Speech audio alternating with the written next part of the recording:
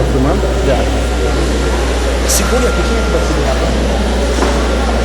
Que linda, né? Pai, você olha aí o milagre. É um milagre.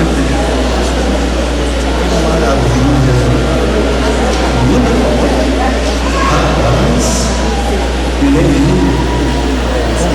Stephanie.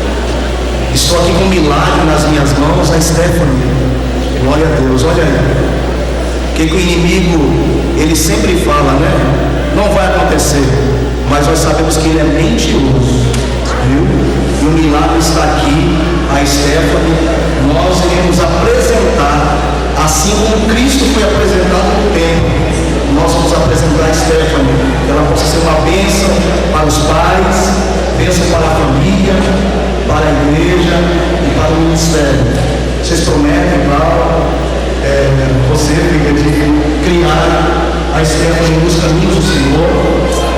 Amém. Conforme então esse juramento que os pais fazem diante da igreja, nós vamos apresentar com muita alegria a Stephanie nas mãos do Senhor.